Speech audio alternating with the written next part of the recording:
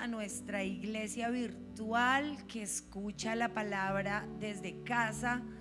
Queremos bendecirlos. También sabemos que no solamente tenemos personas en Bogotá, sino fuera de Bogotá, un grupo muy especial, y le mandamos un saludo especial al grupo que se está reuniendo allá en la casa de Rubén, en Pereira. Bendecimos estas personas que están escuchando la palabra, a nuestros hermanos fuera de Colombia, en Venezuela, en Canadá, amigos en España, en Londres. Dios les bendiga. Queremos recordarles que nuestro tiempo con Dios ya está a partir del próximo domingo para que usted lo adquiera. Y también queremos invitarlos a que no deje de escuchar la palabra que traemos, que se trae el día miércoles. El pastor ha estado hablando de un avivamiento, y yo sé que si escuchamos la palabra, Dios nos va a motivar a que esa palabra haga en nuestro corazón algo especial y podamos hacer parte de ese avivamiento que el Señor trae. Y quiero bendecir a la iglesia virtual. Señor, te damos gracias en esta mañana por la iglesia que se reúne en casa, por nuestros hermanos que están enfermos y no pueden venir a la iglesia, por nuestros hermanos que pasan situaciones difíciles, por aquellos que están fuera de Bogotá, por aquellos que pasan algunas circunstancias que hoy no comprendemos, Señor, pero que permites que tu palabra llegue a su casa.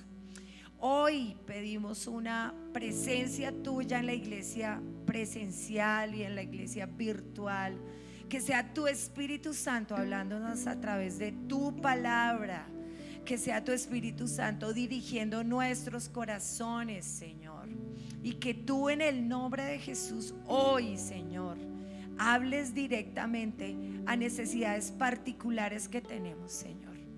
Gracias por tu palabra. Bendice este tiempo, la adoración, y a nuestro pastor, y te damos gracias por este tiempo en el nombre de Jesús, Señor. Amén. Los bendecimos, quedamos con la alabanza y los niños pasan a su clase.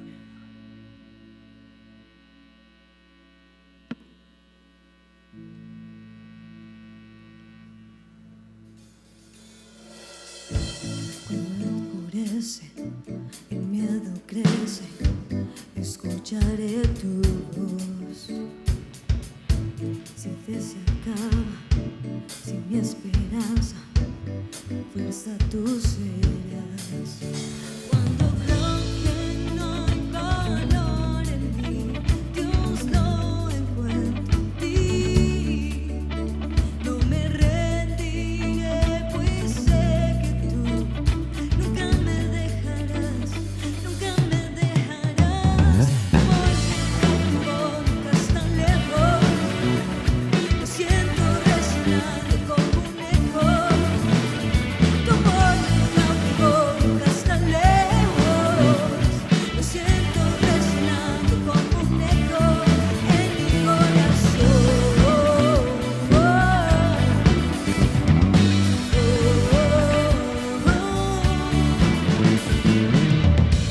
En cada etapa tú me recuerdas tus promesas a mí. No hay quien detenga lo que tú empiezas hasta que llegue al fin. Cuando creo que no hay valor en mí, Dios lo encuentro en ti.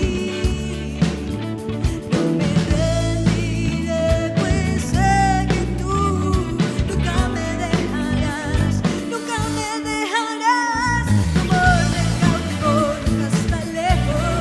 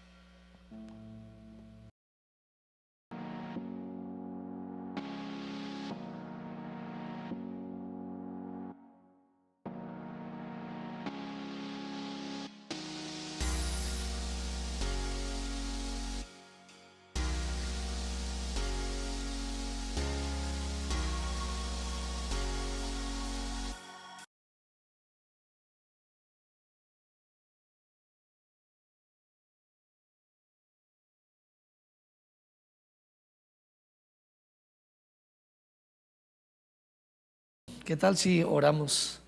Que sea el Señor ayudándonos.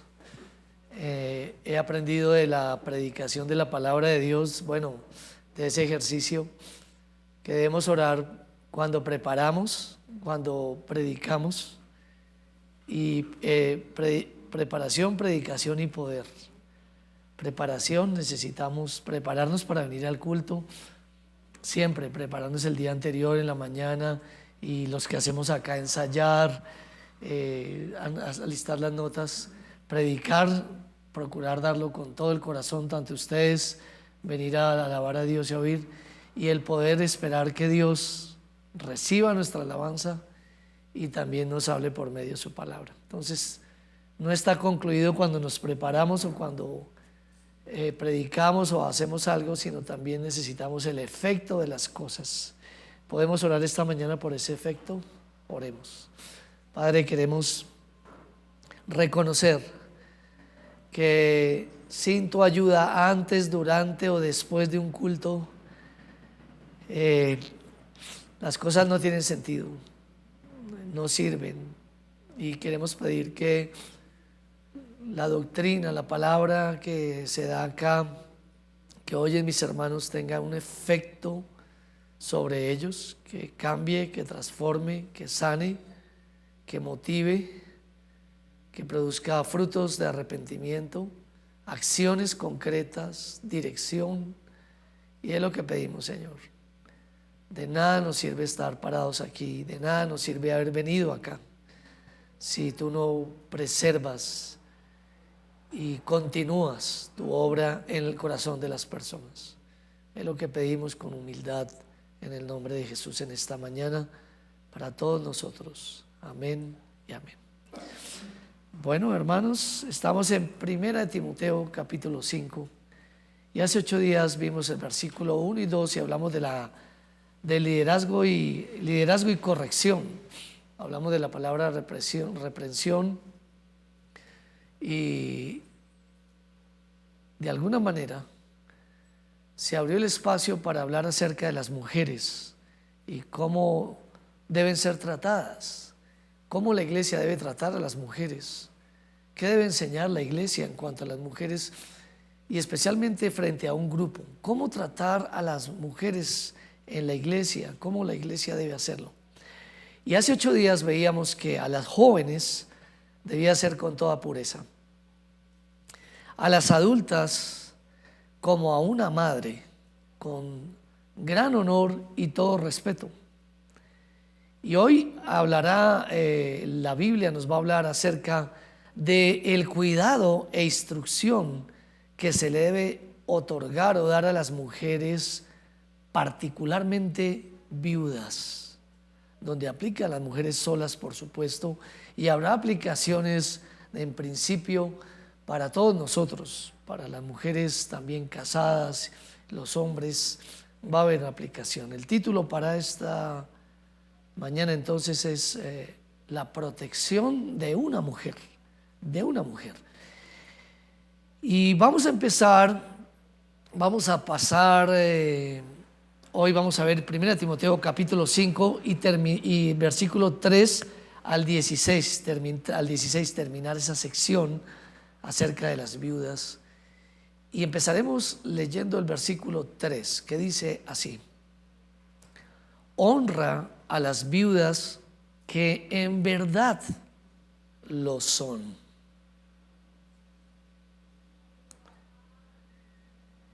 Las mujeres desamparadas y atropelladas por el infortunio, Dios no las ignoró. El Salmo 68, versículo 5 y la primera parte del versículo 6 nos habla de esto. Dice que Él es padre de huérfanos y defensor de viudas, es Dios en su santa morada. Dios hace habitar en familia a los desamparados y la involucra a ella dentro de un grupo de desamparados, y también habla de los huérfanos, que Dios no se olvida de ellos. La gente puede decir que Dios no existe y que evidencia de ello es cómo Dios permite tantas desgracias y cómo mujeres viudas y huérfanas y hombres huérfanos, niños, niñas, cómo están, pero ignoran que Dios tiene un cuidado particular con las mujeres viudas y con los huérfanos, es decir, con todos los desamparados. Por lo cual, la iglesia, si eso hace Dios, la iglesia de Dios deberá asistir a las viudas de dos formas.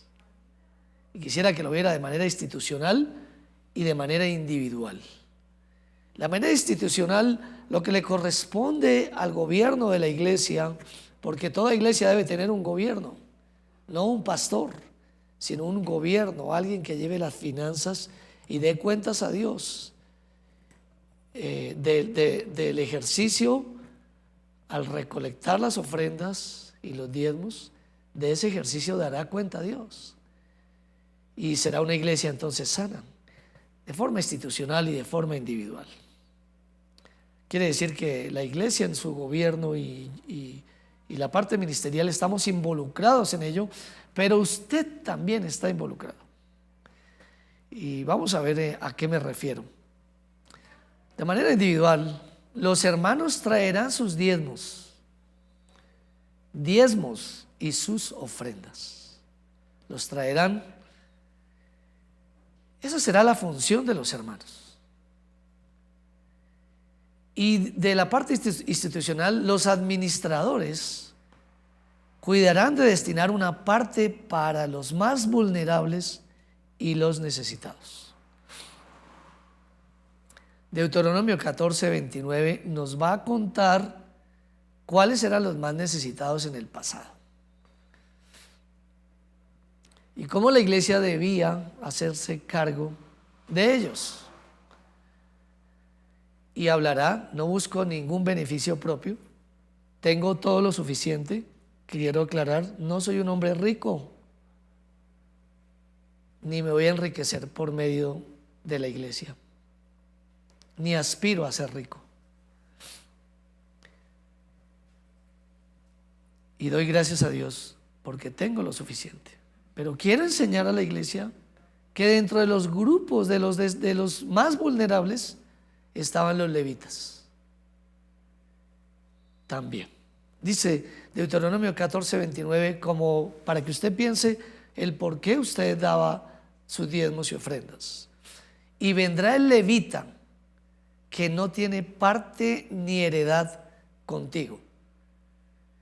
Ellos no se dedicaron al trabajo secular, sino se consagraron a la obra de Dios, les fuera bien o les fuera mal, sin importar el lugar donde Dios les pusiera.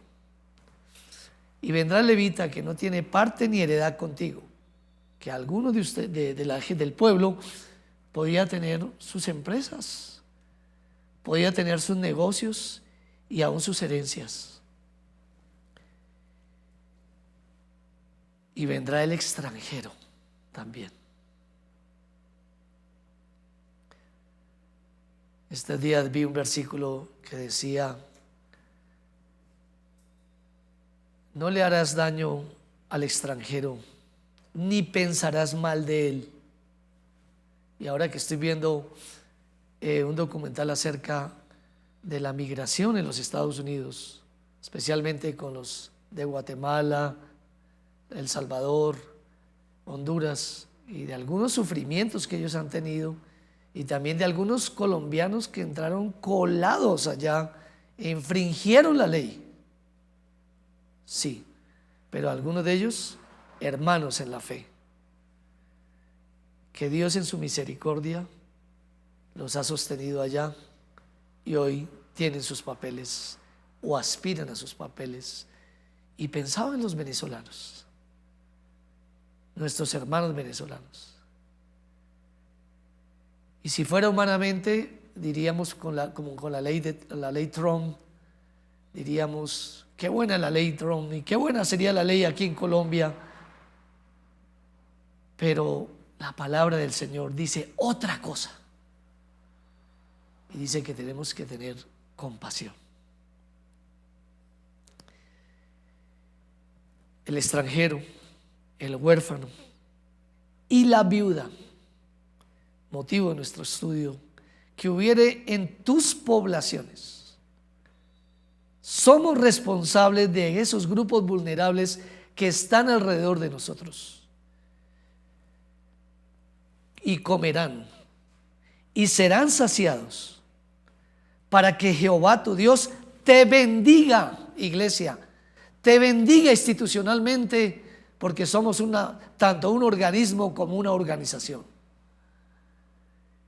Y te bendiga individualmente. Cada persona debe traer sus diezmos y sus ofrendas, para que Jehová tu Dios te bendiga en toda obra que tus manos hicieren. Quiere decir que no basta con Señor, bendice mi negocio, Señor, ayúdame, sino que el Señor dice: tengo una forma donde te involucraré para bendecir tu vida y tus negocios. En el Nuevo Testamento continuó esta práctica al punto que hubo que crear un departamento especial que se encargara de la necesidad de los vulnerables. Estamos hablando de las viudas. En Hechos capítulo 6, versículo 1 dice: en aquellos días, como creciera el número de los discípulos, hubo murmuración de los griegos contra los hebreos, de que las viudas de aquellos eran desatendidas en la distribución diaria. Distribución diaria. Nosotros tenemos distribuciones ocasionales. Este mandamiento debería ser perpetuado por todos los siglos hasta que Cristo volviera por su iglesia, pues debería ser un distintivo de los creyentes cristianos. Santiago capítulo 1, versículo 27 dice así: la religión pura y sin mácula delante de Dios el Padre es esta: visitar a los huérfanos y a las viudas en sus tribulaciones y guardarse sin mancha del mundo. Quizás algunos solamente dan donaciones y no se guardan sin mancha del mundo, y quizás algunos se guardan sin mancha del mundo, pero son egoístas. La iglesia podía ser útil en ese aspecto. Sin embargo, la iglesia debía no parecer un centro de beneficencia donde la gente se aproveche, sino un centro donde hay oración, discernimiento de cómo distribuir los dineros y a quién ayudar y a quién no ayudar. Por lo cual el apóstol Pablo presenta dos enseñanzas al respecto. En cuanto a la ayuda de los más vulnerables, para este caso las viudas, presenta dos enseñanzas. La primera enseñanza que da es que hay unos límites, que no andamos dando y dando y dando, y el que nos pida vamos dando por todo lado, sino que hay sabiduría en el dar, de manera institucional, de manera individual. Hay unos límites. Las mujeres desprovistas de sus maridos y familiares que por edad no podían trabajar, por edad nadie las recibía, debían ser abastecidas en la medida de las posibilidades de la iglesia. Quiero decirle que aquí tenemos algo que se llama canasta de amor, que también se trata no solamente de mujeres, sino de familias desamparadas, donde los dos están desempleados, o donde alguno está empleado con un bajo ingreso, y la iglesia provee, no de manera continua y permanente, sino ocasional, con el fin de que haya circulación de la ayuda para otros y no generar dependencias malsanas. La iglesia, su iglesia, tiene una generosa y amplia recurso para lo que llamamos la canasta de amor, y me parece oportuno y bueno que usted lo sepa. Y de mi parte por el Espíritu de Dios, no por mí mismo, porque no tengo esas características humanas, o en mi humanidad no existe la generosidad ni la compasión, sino por el Espíritu de Dios sí lo hay. Nos encargamos de no pensar en que la iglesia vaya creciendo de forma desfigurada hacia una parte de actualizarla en sistemas, en tecnología, en instrumentos, y gente muriendo o gente testigos nosotros de la necesidad de otros sin que nos movamos. No podemos hacer eso. Por el contrario, que podría yo decir que tenemos 3 misioneros a quien apoyamos, que fruto o acompañando eso de ayudar estos proyectos, Dios nos bendice grandemente con cosas que solamente soñábamos, pero que Dios nos las da. Y aún un templo así como el que proyectamos, como consecuencia, derivado o añadidura mejor, y no como un énfasis de volvernos una iglesia bonita y grande, sino que las personas sean nuestro interés. Y es algo en lo cual es importante que usted sepa. Hay que ayudar. Sin embargo, no todos calificarían para esa ayuda. Hay límites. Debían ser abastecidas por la iglesia, pero no todos calificarían, pues las que tenían familia, las familias deberían hacerse responsables de ellos. Como es natural. 1 Timoteo 5:4. Pero si alguna viuda tiene hijos o nietos, y nos empieza a involucrar a todos en el aspecto familiar, aprendan. Tienen que aprender porque no saben. Por naturaleza no lo van a hacer. Aprendan estos primero a ser piadosos para con su propia familia y a recompensar a sus padres, porque esto es bueno y agradable delante de Dios. Bueno, Dios ya me metió en el cuento, entre comillas, de la ayuda a los padres y del acompañamiento muy cercano a ellos, porque ya mis padres están muy adultos y Dios ha llamado particularmente esto mi atención, y algunos que tienen sus padres vivos saben a qué me estoy refiriendo, y los que los tienen todavía jóvenes pues ignoran muchas cosas. Recompensar, y uno podría pensar, ¿qué voy a recompensar? Mire, si su padre solamente, así haya sido alcohólico, así haya sido lo que haya sido, si solamente le daba a usted lo de las onces o lo de la pensión, es suficiente para recompensarlo. Y aún más allá, si solamente lo trajo al mundo, si puso solamente la semilla de vida, fue suficiente. La Biblia dice: honra a tu padre y a tu madre para que te vaya bien. No dice honra a tu padre si fue bueno, si fue malo, haz cuentas de cuánto le dio y haz un juicioso estudio, y ya después calcula bien y devuélvele proporcionalmente a lo que le dio. Le dio solo la empanada del día, entonces haga la cuenta y sume las empanadas y dele una empanada diaria, por lo menos. No dice eso. Dice que nosotros debemos honrarlos. Y hay un par de ejemplos de reciprocidad hacia los padres, que los llamaré los JJ, José y Jesús. José, Génesis 45:3a. Y dijo José a sus hermanos cuando se presentó, dice: yo soy José, ¿aún vive mi padre? Preguntó por su padre. Y algunos de ustedes, hablé esta semana con algunos de ustedes, con uno de ustedes hablé, y no creo que sea que lo esté delatando, porque no fue una infidencia, fue una pregunta que yo hice. Y pregunté: ¿extrañas a tu papá? Me dijo: no, yo no lo extraño. Nunca me ha hecho falta. Le dije, sí, nunca te ha hecho falta porque Él te abandonó. Ni siquiera le conociste.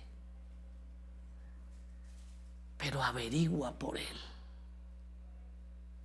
¿Aún vive mi padre? Nunca te hizo falta, pero se nota que te hace falta. Porque Dios puso la imagen y semejanza de Él, varón y hembra, en el ser humano. De tal forma que un niño, como es natural, necesita la imagen y semejanza de varón y hembra en su vida. ¿Vive aún mi padre? ¿Vive aún su padre? Pese a la disfuncionalidad de la familia de Jacob y la lejanía involuntaria que José tuvo con su padre, estaba la poligamia. De 4 mujeres salió las tribus de Israel, entre ellas 2 esclavas. Note condiciones sociales donde unen a todos los hijos en medio de condiciones sociales diferentes. Alguno podría avergonzarse y decir: es el hijo de la sirvienta, usando ese término despectivamente, no de los oficios de hoy, sino hablando del tiempo pasado, de esclavitud.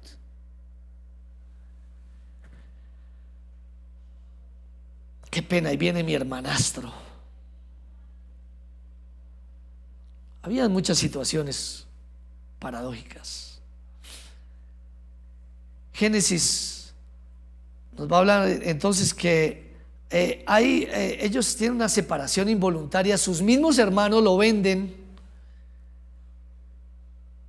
pero José tenía en su corazón a su papá. Génesis 45, 9 al 11. Entonces él, cuando se presenta a sus hermanos, dice: yo soy José, y se quita su maquillaje y su atuendo egipcio. Dice: daos prisa, id a mi padre y decirle: así dice tu hijo José, Dios me ha puesto por señor de todo Egipto, ven a mí, no te detengas.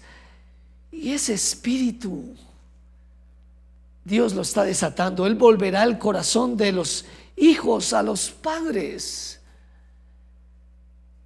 Ven a mí, Padre. ¿Dónde estás, Padre? Decirle: ven a mí, no te detengas. Habitarás en la tierra de Gosén y estarás cerca de mí, tú y tus hijos, y los hijos de tus hijos, tus ganados y tus vacas y todo lo que tienes.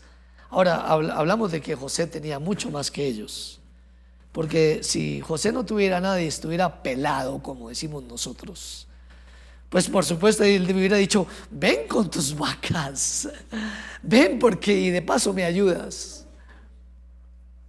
Pero José tenía mucho más que ellos. Que no faltará el interesado que va a buscar. Vaya, busque a su papá, búsquelo porque supe que tiene herencia. ¿Es eso lo que importa? Más que la bendición del padre. Que muera el miserable padre, y hablando de miserable por falta de recursos, pero que me bendiga. Eso es lo importante. Tus ganados y tus vacas y todo lo que tienes. Cuando yo hago ejercicios familiares, les digo: dígale a su papá ya bien viejo, dígale: Padre, bendíceme. Él ni sabe bendecir. Dios la bendiga, hija.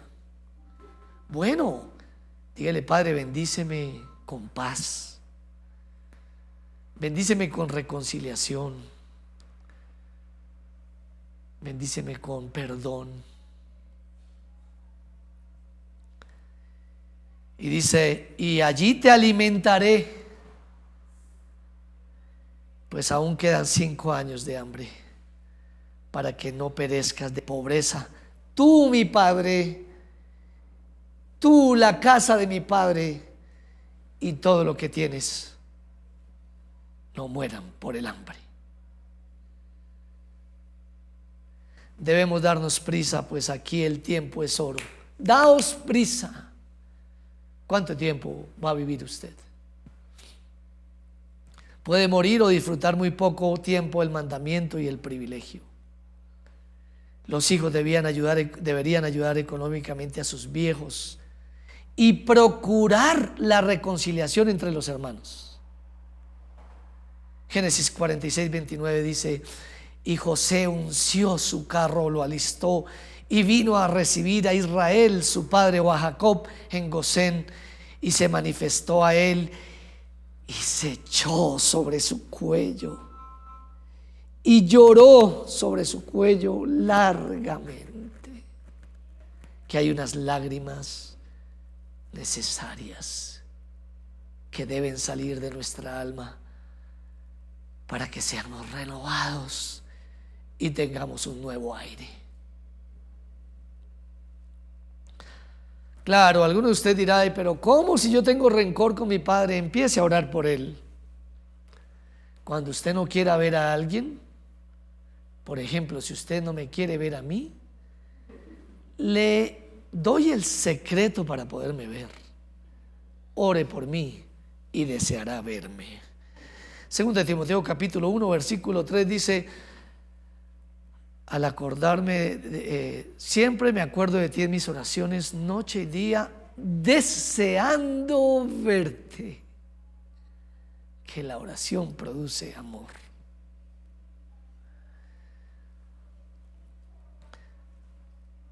Hay padres que no tienen sustento y que por su edad no pueden trabajar. A ellos sus hijos deben ayudar. Jesús, el otro gran ejemplo, se preocupó por su mamá. Él debería morir a la edad de 33 años. Y Juan 19, 26 al 27 dice: cuando vio Jesús a su madre, ¿cuándo la vio? Cuando estaba en la cruz. Y al discípulo a quien él amaba, que estaba presente, dijo a su madre: mujer, he ahí a tu hijo. Después dijo al discípulo: he ahí tu madre. Y desde aquella hora el discípulo la recibió en su casa. Encargó a su mamá. ¿Cuál sería la relación de Jesús con Juan? Que hablaría mucho tiempo de decir: bueno, yo sé que tengo que partir, Juan, pero hay algo que me preocupa muchísimo y es mi mamá. Yo creo que ya lo habrían hablado. Me imagino a Jesús pensando en los últimos años de su madre, planificando su estabilidad. Ella necesitaba un techo. He hablado de la responsabilidad de los hijos, pero ¿qué deben hacer los ancianos? ¿Qué de los ancianos? Bueno, lo primero que le diré a los jóvenes: amen su patria, bendigan su patria y desde muy temprano ocúpense, si les es posible, de contribuir al sistema pensional de su país. A pesar de que hay tanta corrupción, yo no voy a meter un peso allá. Necio.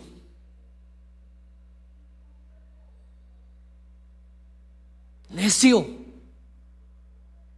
No se imagina dónde va a terminar su vejez. Y si se comen todo lo que yo doy en el futuro y no tengo, Dios se acordará que usted contribuyó para que otros se pensionaran. Dios sí vio.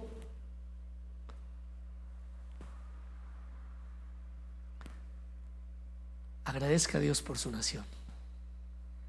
Qué difícil, ¿verdad?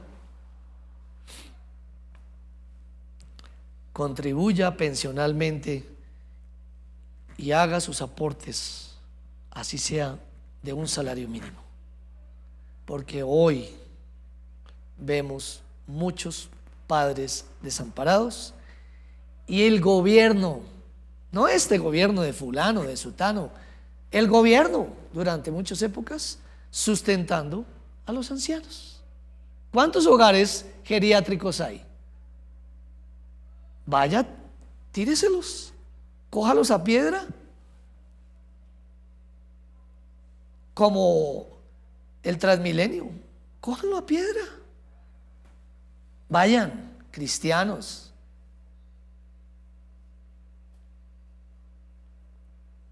No saben lo que dicen, no saben lo que hablan. Son niños, están aprendiendo.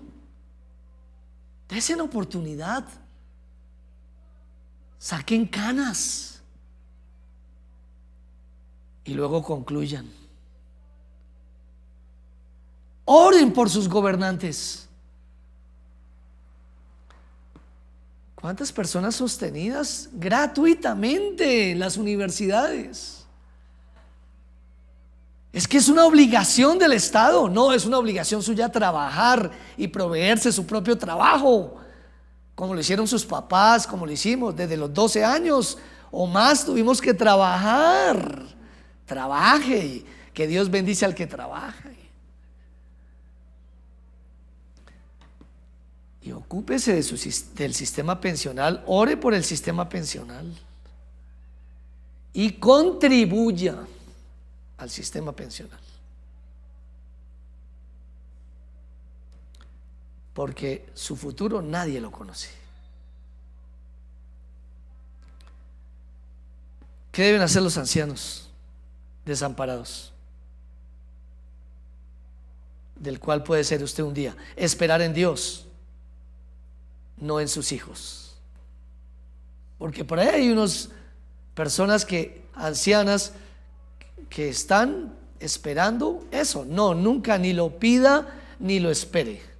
Si un día sus hijos le quieren dar, está bien. Pero hay padres que dicen que le vaya bien y tal cosa porque aquí estoy yo. No, dice la Biblia en 1 Timoteo 5:5, mas la que en verdad es viuda y ha quedado sola, espera en Dios, no en sus hijos, no en el Estado, espera en Dios. Y los cristianos esperan en Dios, no en el Estado. Amén. ¿Alguien dice algún amén? ¿Dios es superior al Estado? Bueno, Job nos está dando unas descripciones maravillosas de la grandeza y la suficiencia de Dios. Y es diligente en súplicas y oraciones noche y día. Ella sirve a Dios con sus oraciones de día y de noche, convencida de la promesa de Dios. Y esta promesa se la quiero regalar a usted, joven o adulto, y me la quiero regalar a mí porque no tengo nada comprado hoy. Dice Isaías 46, 3, 4: oídme, oh casa de Jacob, y todo el resto de la casa de Israel, los que sois traídos por mí desde el vientre, los que sois llamados desde la matriz, y hasta la vejez yo mismo, y hasta las canas os soportaré, os pondré, os cargaré a tuta.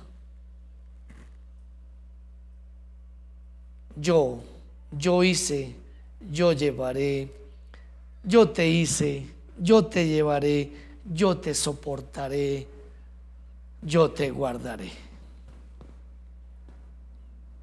Amén.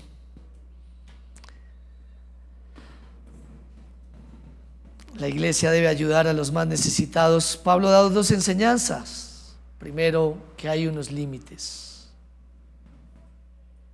Segundo, que hay una lista. Una lista.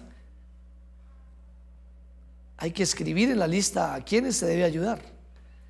Ojalá el Estado averiguara bien a quién se debe ayudar. ¿No le parece? Gente que tiene dinero para pagar una EPS y tiene Sisbén. ¡Qué vergüenza! Y si hay alguno aquí, como ni usted sabe ni yo sé quién, ¡qué vergüenza! Y si hay alguien allá viéndome, ¡qué vergüenza! ¡Qué desgracia!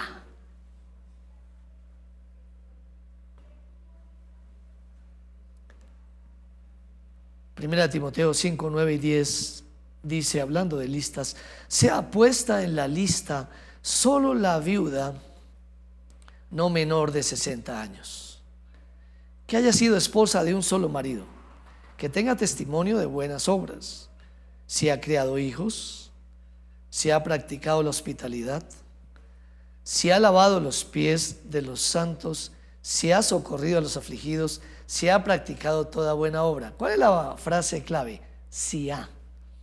Condicionamiento para ser puesta en la lista. Ahorita nos va a decir por qué. Esta mujer era calificada para ayudar en la obra de Dios. Esta mujer mayor de 60 años. Quizás en la consejería hablamos de que ella oraba. Tito 2, 4 y 5 dice que las mujeres ancianas, no que las mujeres jóvenes. Amén, hay un amén por ahí, yo no sé, quiero sacar un amén.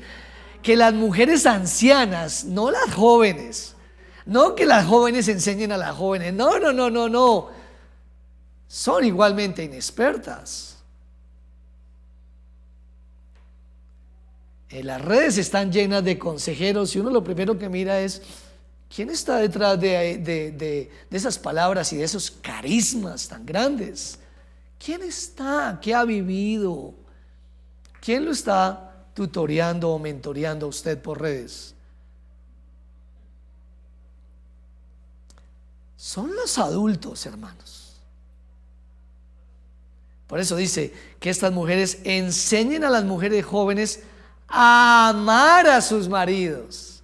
¿Quién es la que enseña? La mujer que sabe, supo, aprendió el amor por los años, enseña a otras. Que enseñen a las mujeres jóvenes a amar a sus maridos y a sus hijos. Que hay mujeres que no saben amar a sus maridos y que hay mujeres que no saben amar a sus hijos. A ser prudentes, castas, cuidadosas de su casa. Esto es, como decía una hermana, me decía: pastor, cuando usted habla eso me provoca arrancar esa página de la Biblia. Cuando usted dice sométase la esposa al esposo, yo, hay algo que me pasa a mí. ¿Qué será eso, pastor? No, hermana, es solamente rebeldía, no es nada más. Es su naturaleza humana. Bueno, algunos que hablan conmigo a veces saben que yo a veces respondo de pronto así, no sé, dentro de mis debilidades. Para que la palabra de Dios no sea blasfemada, que esta persona tiene más que sus propios intereses y los derechos de la mujer, ella lo que más le importa es la palabra de Dios no vaya a ser blasfemada. Otros requisitos: que haya tenido un solo marido y que tenga testimonio de buenas obras. Esta mujer es reconocida por lo que ha venido haciendo. Dios tiene misericordia de la que no hizo nada. Dios también tiene misericordia de la que hizo fue mal. Pero la iglesia debe darle prioridad a la mujer que sembró bien. Haya cometido pecados, haya quizás abortado, quizás tuvo varios maridos, pero se arrepintió. Pues la misericordia es para todos. Dios nos ama. Pero qué importante, hermanos, reseñar aquí en esta mañana lo importante que es sembrar. De tiempo atrás ella ha ayudado a los santos en hospitalidad, en solidaridad. Gálatas 6, 2, 9 dice: sobrellevad los unos las cargas de los otros y cumplid así la ley de Cristo. Esta mujer ha sobrellevado las cargas antes. Esta mujer no pensó en sí misma. Esta persona ha ayudado a otras personas en el futuro. Y el verso 9 dice: no nos cansemos pues de hacer bien, porque a su tiempo segaremos si no desmayamos. Esta viuda está segando lo que sembró años atrás. Y podíamos preguntar, si usted es mujer sola o si usted, o para todos preguntarme yo mismo, si yo he sembrado. Por eso, hermano, hay una frase que me encanta y como un lema para mi vida que lo tengo: el sembrador salió a sembrar. Esa frase es para mí. ¿Qué hace el sembrador? Sembrar. Usted debe sembrar siempre ayuda a los demás, siempre y nunca cansarse, porque usted es un sembrador. Ella recoge lo que ha sembrado. ¿Cuáles vidas no debían ser tenidas en cuenta? Primera Timoteo 5, 11 al 12 dice: pero viudas más jóvenes, ¿de cuántos años? De 60, ¿no? No admitas en la ayuda. Porque cuando impulsadas por sus pasiones o por sus deseos propios del ser humano, se rebelan contra Cristo. ¿Tener pasiones es rebelarse contra Cristo? No. Vamos a aclarar eso. ¿Quieren casarse? ¿Es malo que se vuelvan a casar? Vamos a aclarar. Incurriendo así en condenación por haber quebrantado su primera fe. ¿A qué se refiere? Algunas vidas que eran menores de 60 años deseaban ser tenidas en cuenta para el servicio en la iglesia o para la ayuda, pero por su edad o por su deseo, lo mejor era rechazar la solicitud. Las jóvenes no deberían aventurarse a hacer un voto que en el futuro traicionaran. Aquella, y ahí es donde viene, aquella que dice: murió Paco. Amé todo de él menos el nombre, pero murió. Y no me voy a volver a casar. Padre, hago un voto contigo. No me volveré a casar. Es joven. O si Paco fue un muy mal esposo, ella puede decir: gracias por Paco y gracias porque te lo llevaste. Qué difícil era Paco. Y de seguro no habrá un hombre, porque todos los hombres son iguales. Ahí está el espíritu pesimista de las mujeres y el espíritu feminista en toda su dimensión. Los hombres no servimos para nada. Menos mal que no pedí un amén en esta mañana, hermanas. Eclesiastés 5:5 dice: mejor es que no prometas y no que prometas y no cumplas. Quédese tranquila. Y esto nos enseña a todos una cosa: no decidamos nada en caliente. No decidamos nada. Puede ser que alguien esté por decidir algo ahorita, emocionalmente, en nuestras emociones. Somos muy emocionales. No decida nada así. Espere. ¿Cuántos han prometido a Dios y no han cumplido? Algunos han dicho: si me devuelves mi trabajo, te diezmaré y te ofrendaré. Si me bendices en el camino donde voy, Señor, cuenta conmigo. Si haces esto y Dios lo vio y Dios lo oyó, han traicionado su primera fe.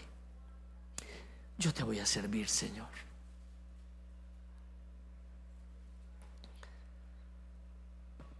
Esto nos enseña a no ser ligeros, porque por tus palabras serás justificado o por tus palabras serás condenado. No hablando de cielo e infierno. Ahora bien, en lo que podían incurrir por su inmadurez, Pablo lo describe. ¿Qué más podían incurrir estas mujeres? Primera Timoteo 5:13 dice: y también aprenden.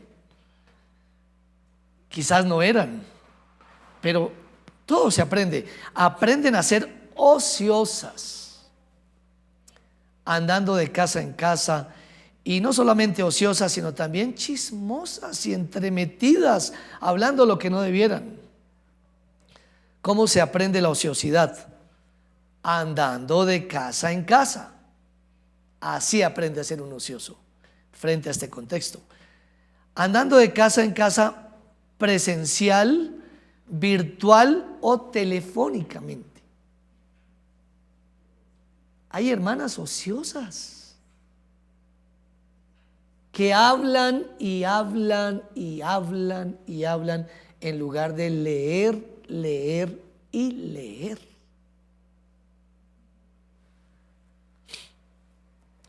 El árbol de la ociosidad tiene su fruto llamado chisme, que desdibuja y destruye la fe de otros. Levítico 19:16, la primera parte dice: no andarás chismeando entre tu pueblo. ¿Qué debían hacer las viudas? 1 Timoteo 5:14. Quiero pues que las viudas jóvenes se casen. Mire el sentir de Dios. Críen hijos, si pueden volver a tener hijos, ténganlos.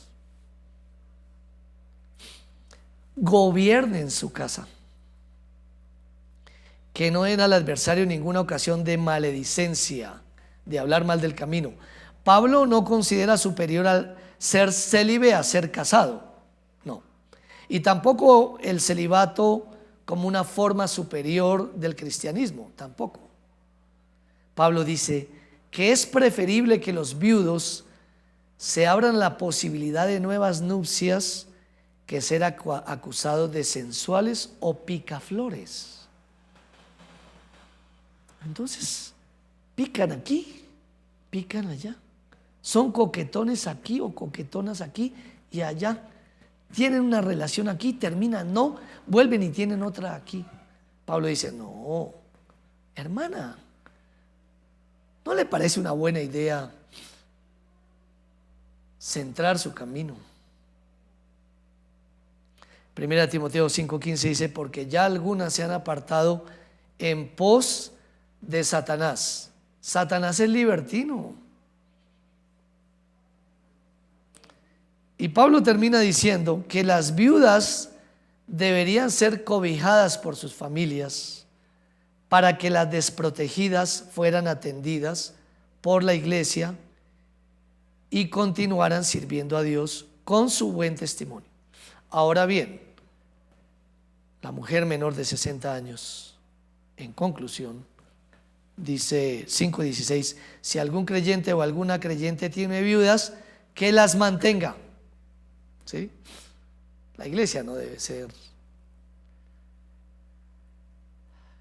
cómplice de la ociosidad de los hermanos. La iglesia no debe caer en esa tentación. Si una mujer tiene hijos, ¿qué tiene que hacer? Ella debe trabajar hasta donde pueda. Claro, habrá momentos que la iglesia le ayude. Y sus hijos tienen que empezar a trabajar. ¿Qué vivimos los antiguos en el pasado? Trabajamos de día y estudiamos de noche. Pagamos nuestros estudios. De tal forma que desde que una persona desde los 11, 12 años empezamos a trabajar, que algunos de ustedes jóvenes no saben qué es eso. No saben qué es. Sí saben el concepto de trabajar, pero no lo han experimentado. Todo el tiempo vivieron con papá y mamá tranquilos.